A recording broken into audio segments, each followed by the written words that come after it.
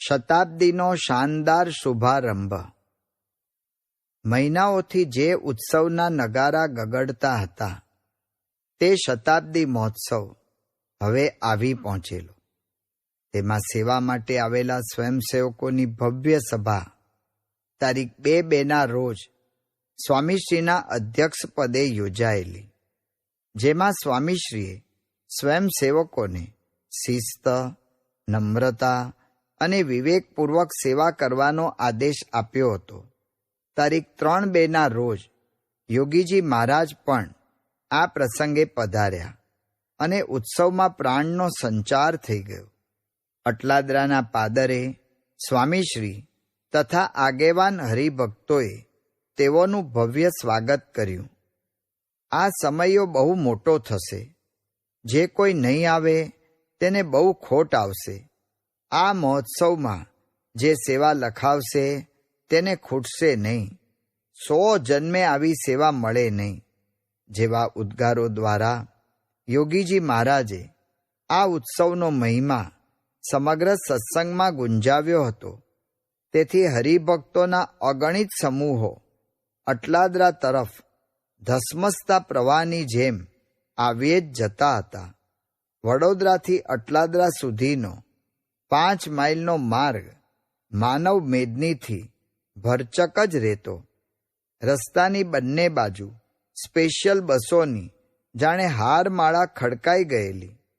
તારીખ 5/2ના રોજ શતાબ્દી ઉત્સવની પ્રથમ સભા યોજાઈ.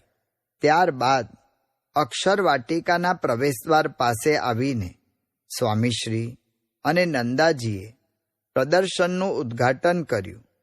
આ પ્રદર્શનમાં શ્રીજી મહારાજના સાંસ્કૃતિક તેમજ આધ્યાત્મિક કાર્યોની કલાત્મક રંગીન પેનલો, શાસ્ત્રીજી મહારાજ દ્વારા નિર્મિત મંદિરોની આબેહૂબ પ્રતિકૃતિઓ એટલે કે મોડેલ, તેઓની પ્રાસાદિક વસ્તુઓ, જીવન પ્રસંગો તેમજ તેઓની લાક્ષણિક છબીઓને અપૂર્વ કલાસૂઝથી રજૂ કરવામાં આવેલા. આ સમગ્ર રચના સ્વામીશ્રીએ નંદાજીને સમજાવી હતી. હું તો અલ્પ છું. તારીખ 5/2ના રોજ સાંજે યજ્ઞપુરુષ સ્મૃતિ ગ્રંથની ઉદ્ઘાટન સભાનું આયોજન થયેલું.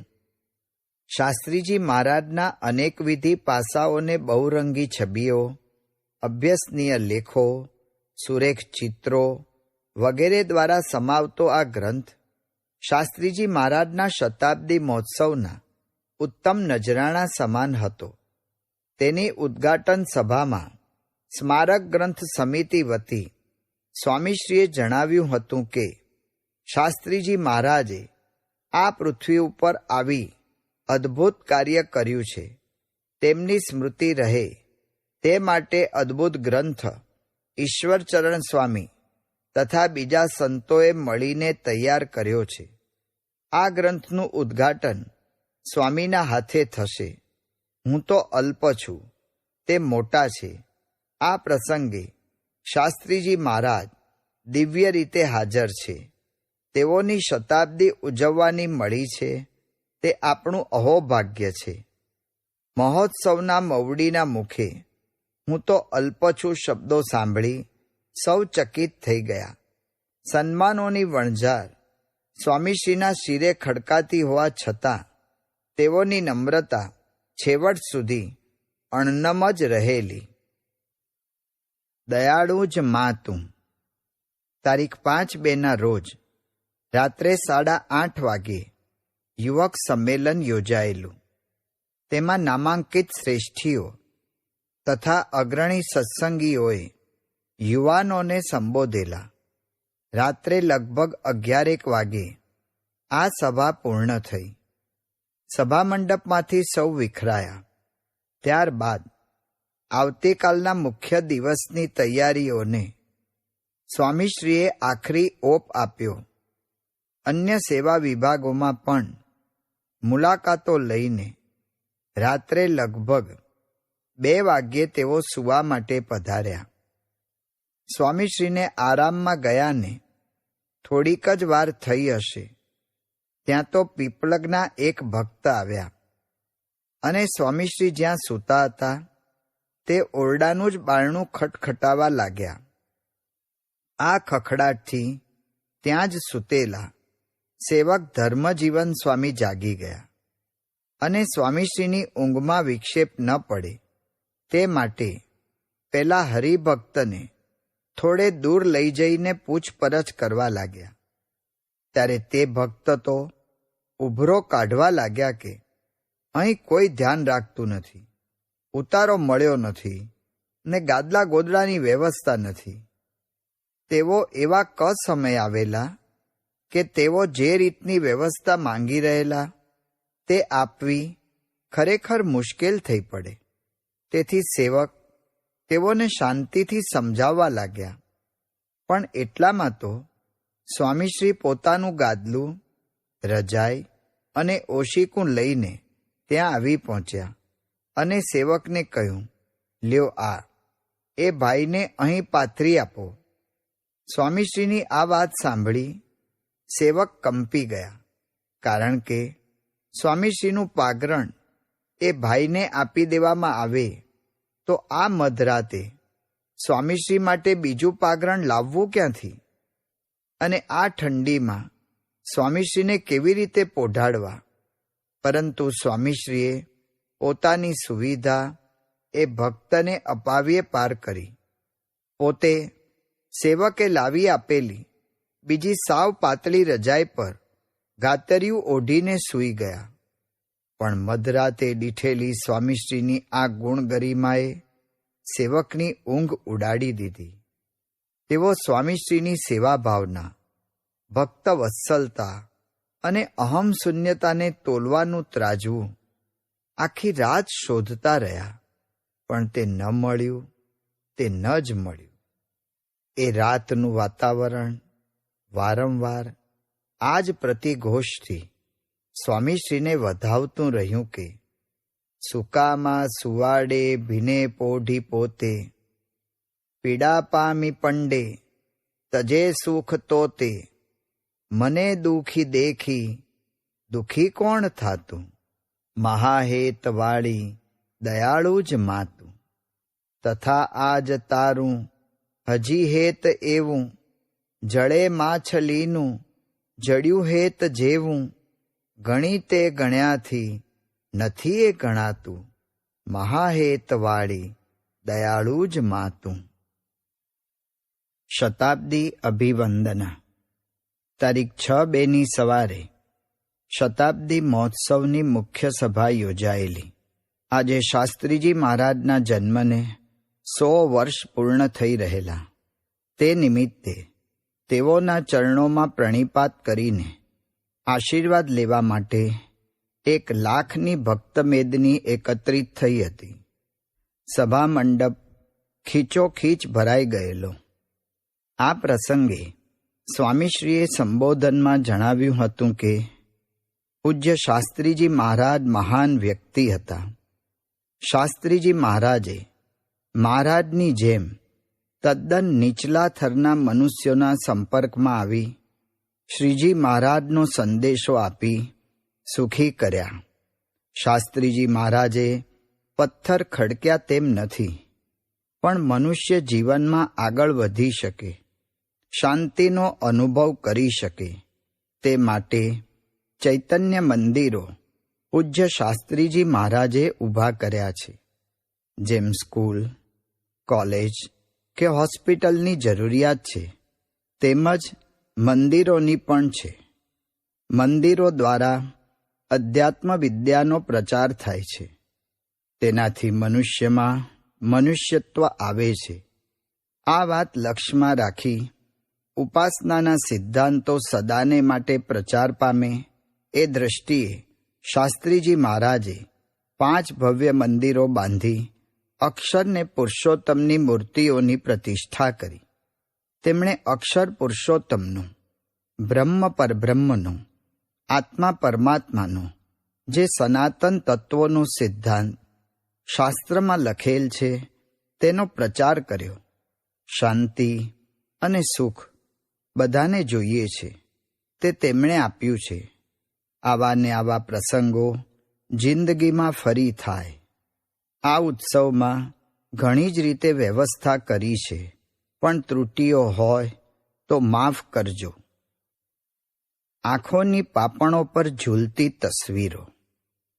ઉત્સવ બાદ તારીખ 7/2ના રોજ યોગીજી મહારાજ વિચરણ માટે નીકળી ગયા.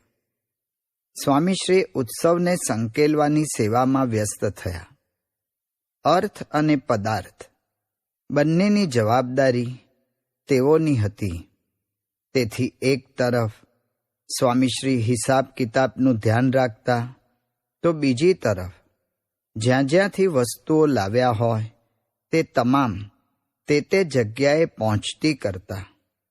વસ્તુ વાપરવા માટે લાવ્યા હોય ત્યારે તે જેવી હોય તેવી જ તેને પરત કરવાનું સ્વામીશ્રીનું વલણ. તેથી તે મુજબ જ સંકેલણી થાય તેનો પૂરેપૂરો ખ્યાલ રખાવે. વાસણો હોય તો વ્યવસ્થિત સ્વચ્છ થઈને જ જાય. ઉતારા હોય તો ચોખ્ખા ચણાક થઈને જ તેની ચાવીઓ સુપ્રત થાય. ઉતારામાં કંઈક ભાંગ્યું તૂટ્યું હોય તો તેની મરામત થઈ જાય વગેરેમાં ઝીણી નજર રાખી સેવા કરાવે. જેણે જે વસ્તુઓ સેવામાં આપી હોય તે તેને પાછી મળે ત્યારે દાતાને સંપૂર્ણ સંતોષ થાય. એ રીતે સ્વામીશ્રી ઉત્સવને સંકેલતા. તેઓને મન ઉત્સવની સંકેલણી એટલે જે ખડું થયું છે તેને ભોય ભેગું કરવું તેમ નહીં, પણ તેને થાળે પાડવું તેમ હતું. તેથી નાનીશી ચીજનો પણ બગાડ ન થાય તેનું ધ્યાન રાખતા. આ રીતે ખંતપૂર્વક ઉત્સવને આટોપીને તારીખ 3/3ના રોજ તેઓ બોચાસણ જવા નીકળ્યા. તે વખતે અટલાદરા મંદિરના સર્વે સંતો સેવકોની આંખોમાં જળજળી આવી ગયા. આંખોની પાપણો પર બાજેલા એ તરલ ટીપાઓમાં સ્વામીશ્રીના કેટલા રૂપો નીતરી રહેલા. કોક બુંદમાં સમયાની કટોકટીની પળોમાંય લેશ સમતુલા ન ગુમાવનાર સ્થિતપ્રજ્ઞ સ્વામીશ્રી દર્શાઈ રહેલા. તો કોક બુંદમાં અડધી રાતે ખભો દેનાર સ્વામીશ્રી દેખાઈ રહેલા. કોકની આંખ ઉત્સવમાં પોતે કરેલી ભૂલોને ભૂલનાર ક્ષમાશીલ સ્વામીશ્રી પર ઓવારી રહેલી. તો કોકની આંખ ઘડિયાળ સામે જોયા વિના મંડેલા કર્મઠ સ્વામીશ્રીની આરતી ઉતારી રહેલી. કોક બુંદમાં સમયાના સર્વે સર્વા હોવા છતાં સેવક બનીને રહેનાર સ્વામીશ્રી નિખરી રહેલા. તો કોક બુંદમાં અનેકવિધ સેવાઓમાં વ્યસ્ત હોવા છતાં ભક્તિપરાયણ સ્વામીશ્રી ઉભરી રહેલા. સમયામાં પામેલા સ્વામીશ્રીના સંસ્પર્શને સૌ આમ યાદ કરતા રહ્યા અને તેઓ શાસ્ત્રીજી મહારાજને એક ભવ્ય અંજલિ આપીને નીકળી ગયા. ગુરુની શતાબ્દીઓ કેવી રીતે ઉજવવી તેની રીત દુનિયાને શીખવી ગયા. મુંબઈમાં સંતોએ શતાબ્દી મહોત્સવનો વિસ્તૃત અહેવાલ તૈયાર કરેલો. તે સ્વામીશ્રીને તારીખ 5/3ના રોજ બોચાસણમાં મળ્યો. તે તમામ લખાણ તે જ દિવસે વાંચીને સ્વામીશ્રીએ તેને પરત મોકલાવી દીધું. કામમાં વિલંબ તેઓને પરવડતો જ નહીં. બોચાસણમાં તારીખ 10/3ના રોજ નવી ગૌશાળાનું વાસ્તુ કરીને સ્વામીશ્રી પુરુષોત્તમપુરા, ઈશ્વરપુરા, અસલાલી, અમદાવાદ થઈને રાતના 11:30 વાગ્યે સારંગપુર પહોંચ્યા. અહીં તારીખ 17/3 રોજ ફૂલદોલોત્સવ ઉજવાયો. મંદિરના રંગમંડપમાં જે સ્થળે શાસ્ત્રીજી મહારાજે દેહત્યાગ કરેલો તે સ્થળે આરસનો ઓટો કરી શ્રીજી મહારાજના ચરણારવિંદની પ્રતિષ્ઠા પણ આ જ દિવસે યોગીજી મહારાજના કરકમળો દ્વારા થઈ હતી. નાનું મોટું એક સમાન. સારંગપુરમાં ફૂલદોલ ઉત્સવ ઉજવી સ્વામીશ્રી બીજા દિવસે બોટાદ પધારેલા. અહીં નૂતન મંદિર આકાર લઈ રહેલું. તે નિમિત્તે તેઓએ આર્થિક સેવાની લખણી કરી. રાત પણ ત્યાં જ ગાળી. બીજા દિવસે સવારે મંદિરના ખૂણે ખૂણે જઈને બાંધકામનું ઝીણવટપૂર્વક નિરીક્ષણ કર્યું. જરૂરી સૂચનો આપ્યા. કથા વાર્તા કરી. તે વખતે સૌ અચંબો પામી ગયા કે હજી હમણાં જ લાખની જનમેદની જેમાં ઉમટેલી એવા વિશાળ ઉત્સવનું સૂત્ર જેઓએ સંભાળેલું એ જ સ્વામીશ્રી ખોબા જેવા નાનકડા આ હરિમંદિરના નિર્માણમાં પણ આટલો રસ લઈ રહ્યા છે. ક્યાં વિરાટ પાયા પર ઉજવાતા સમયાના સમીકરણો માંડતા સ્વામીશ્રી અને ક્યાં અમુક ચોરસ ફૂટના મંદિરની ખેવના કરતા સ્વામીશ્રી. જોનારાઓની આંખો ચાર થઈ ગઈ. છતાં પણ તે પૂર્ણપણે તો સ્વામીશ્રીનું દર્શન ન જ પામી શકી. બોટાદના મંદિરને પુષ્ટિ આપી સ્વામીશ્રી ગઢપુર પહોંચ્યા. યોગીજી મહારાજ પણ અહીં જ હતા. ગઢપુરથી 15 સંતો ભક્તોના સંઘ સાથે યોગીજી મહારાજ અને સ્વામીશ્રી લાઠી લીલિયામાં પધરામણીઓ કરી રાજુલા જવા નીકળ્યા. પણ રાત્રિના અંધારામાં ચાલક રસ્તો ચૂક્યો. તેને કારણે આખી રાત હેરાન પરેશાન થતા મળસ્કે 4 વાગે સૌ રાજુલા પહોંચ્યા. સ્નાન પૂજા વગેરે નિત્યક્રમથી પરવાર્યા. ત્યાં તો પ્રતિષ્ઠિત થનારી મૂર્તિઓની શોભાયાત્રાનો સમય થઈ ગયો. શોભાયાત્રા બાદ નવનિર્મિત મંદિરમાં અક્ષર પુરુષોત્તમની પ્રતિષ્ઠા યોગીજી મહારાજે કરી. રાજુલાથી નીકળીને તારીખ 23/3 રોજ યોગીજી મહારાજ, સ્વામીશ્રી અને સંતો મજાદરના આંગણે પદ્મશ્રી કવિ દુલાકાગના ઘેર પધાર્યા. કવિશ્રીએ પરંપરાગત સ્વાગત કરીને સંતોને વધાવ્યા.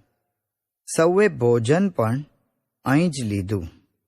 ત્યારબાદ સ્વામીશ્રી પીપાવાવ ઊંટડી થઈને પાછા રાજુલા આવી પહોંચ્યા. બીજે દિવસે ભટવદર, બાઢડા, ચલાલા, અમરેલી, ધારી, સાવરકુંડલા થઈને તારીખ 28/3 રોજ મહુવાના ભાદરા ગામે પહોંચ્યા. તેમની પાછળ લાખો માણસ ફરશે. ભાદરામાં પોપટભાઈ દાણીના ફળિયામાં નાનો મંડપ બાંધેલો. ઓસરીમાં તેમજ ફળિયામાં સૌ હરિભક્તોને જમવાની પંગત થયેલી. તે પંગતમાં સ્વામીશ્રી પણ કછોટો મારીને પીરસવા નીકળેલા.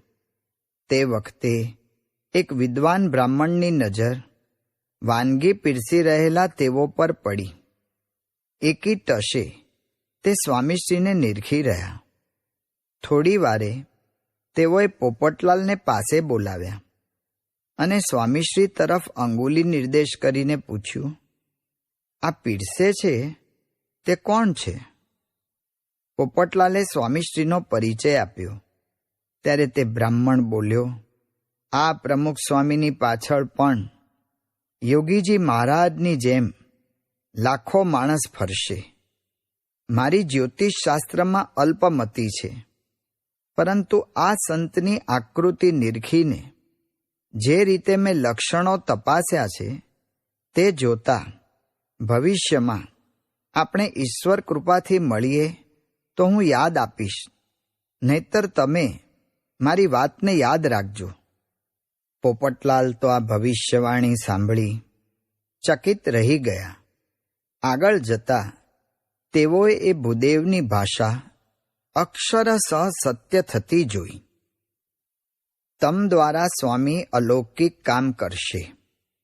ભાદરાથી સ્વામીશ્રી મહુવા પધારેલા. મહુવામાં ભગતજી મહારાજના જન્મસ્થાન તથા દેહોત્સર્ગ સ્થાનના દર્શન કર્યા. પ્રાસાદિક માલણ નદીનું જળ પણ માથે ચઢાવ્યું. અહીં યોગીજી મહારાજે સ્વામીશ્રીનો મહિમા વર્ણવતા કહ્યું, આપે અલૌકિક કામ સત્સંગમાં કરેલ છે. તે ફળરૂપે આપને ભગતજી મહારાજના સ્થાનેથી શુભ આશીર્વાદ છે. તે તમ દ્વારા સ્વામી શાસ્ત્રીજી મહારાજ અલૌકિક કામ કરશે. તમો સ્વામી શાસ્ત્રીજી મહારાજનું સ્વરૂપ છો. સમુદ્રમાં જેમ એક પછી એક તરંગો આવ્યા જ કરે, તેમ યોગીજી મહારાજના અંતરમાં પણ સ્વામીશ્રીનો મહિમા કહેવાની ઉલટ ઉમટ્યા જ કરતી. તેમાં કદી ઓટ આવતી નહીં. અને હા, શ્રીજી મહારાજ તથા શાસ્ત્રીજી મહારાજના સ્વરૂપ તરીકે જ સ્વામીશ્રીનો મહિમા કહેવાથી ઓછું કાંઈ તેઓને ખપતું નહીં. અહીં સાનમાં સમજી જવાની વાત નહોતી, પણ યોગીજી મહારાજે છડે ચોક સ્વામીશ્રીને ઓળખાવ્યા હતા. મહુવાથી સૌ તળાજા થઈને ભાવનગર પધાર્યા હતા. અહીંના મહારાજા કૃષ્ણકુમારસિંહ દિવંગત થયા હતા. તેઓના મહેલમાં જઈ સ્વામીશ્રીએ રાજકુંવરોને આશ્વાસન અને આશીર્વાદ આપ્યા. શાસ્ત્રીજી મહારાજના યોગમાં આવેલા આ સદ્ગત આત્માને અંજલિ આપ્યા બાદ સ્વામીશ્રી વલ્લભીપુર, ગઢડા થઈને સારંગપુર પધાર્યા. અહીં 4 દિવસનું ટૂંકું રોકાણ કરીને શ્રી હરિ જયંતીનો સમયો કરવા તારીખ 10/4ના રોજ અમદાવાદ આવી પહોંચ્યા. અજેન્ડાને નહીં, આદમીને અગ્રિમતા. અમદાવાદથી ચૈત્રી પૂનમનો સમયો કરવા માટે સ્વામીશ્રીને બોચાસણ જવાનું હતું. પણ વચ્ચે 3 દિવસ CM પટેલના પ્રેમાગ્રહથી તેઓ નાર ગામમાં પારાયણ માટે પધાર્યા. અહીં ભક્ત ચિંતામણીનું રસપાન કરાવી સૌને તૃપ્ત કર્યા. નારથી પંડોળી થઈને બોચાસણમાં પૂનમનો ઉત્સવ કરવા માટે પહોંચ્યા. આ ઉત્સવ બાદ બોચાસણથી તેઓને આણંદ જ જવાનું હતું. પણ અટલાદરામાં મોટા સ્વામીનું સ્વાસ્થ્ય કથળ્યું છે તેવા સમાચાર સ્વામીશ્રીને મળ્યા. તેથી બોચાસણનો સમયો કરીને તેઓની ખબર અંતર પૂછવા માટે સ્વામીશ્રી ખાસ અટલાદરા ગયેલા. સ્વામીશ્રીના વ્યવહારમાં માનવીય પાસું ભારોભાર જણાતું. તેઓ હંમેશા મુત્સદા પ્રેરિત, કાર્યકેન્દ્રી અને કાર્યલક્ષી જીવન જીવનારા હતા. જ્યાં કામ ત્યાં જ મારો આનંદ, આ હતી તેઓની જીવનશૈલી. પણ તેમાં વ્યક્તિને સંભાળવાનું તેઓ કદી ભૂલ્યા નહોતા. તેઓની કાર્યશૈલીમાં અજેન્ડા નહીં, પણ આદમી અગ્રિમ કક્ષાએ રહેતો. તેથી જ પોતાના કાર્યક્રમોમાં ઉથલપાથલ કરીને પણ તેઓ સંત હરિભક્તના ટાણા સાચવવાનું ચૂકતા નહીં.